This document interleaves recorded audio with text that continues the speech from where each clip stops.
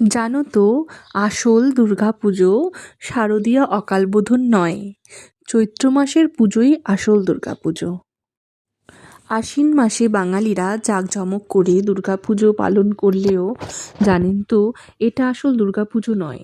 চৈত্র মাসের বসন্তকালে যে দুর্গাপুজো পালন করা হয়ে থাকে সেটাই আসল দুর্গাপুজো।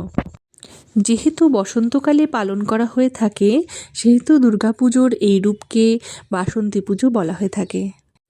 পুরাণে বলা হয়েছে, প্রাচীন বাংলায় একজন শাসক ছিলেন যার নাম ছিল রাজা সুরুদ।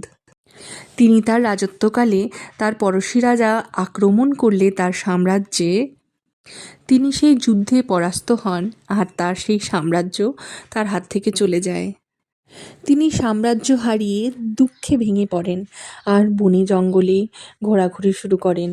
তো ঘুরতে ঘুরতে একদা এক সময় তিনি ঋষি মেধস এর আশ্রমে এসে পৌঁছন। ঋষি মেধস এর কথায় অনুপ্রাণিত হয়ে তিনি পশ্চিমবঙ্গের কর অঞ্চলে মাটির দুর্গা প্রতিমা তৈরি করে পুজো শুরু করেছিলেন।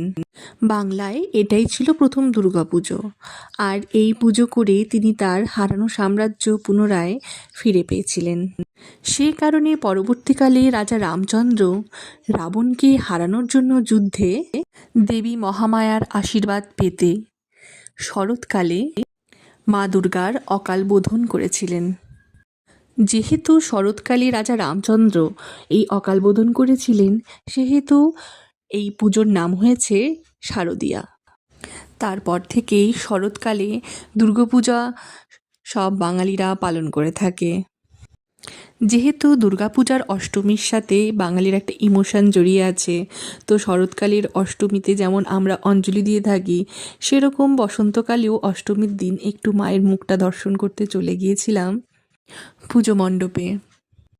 প্রত্যেক বছর তো একাই পুজো দেখতে যেতাম, এই প্রথমবার আমার সোনামাকে নিয়ে বাসন্তী পুজো দেখতে গিয়েছিলাম। মায়ের মুখটা যে এত সুন্দর, এত অনুপ্রাণিত করছিল যে মনটা ভরে যাচ্ছিল।